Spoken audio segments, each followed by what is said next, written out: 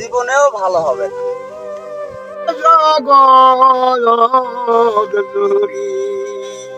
মৌলা পাক রব্বানা।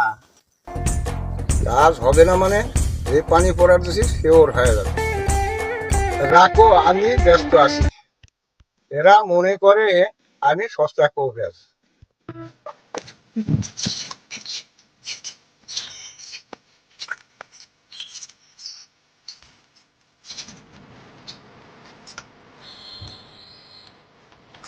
আপনার কি সমস্যা বলেন? সমস্যা হচ্ছে কি, ওর জন্য আমার বাড়ি থাকা মুশকিল হয়ে যাচ্ছে।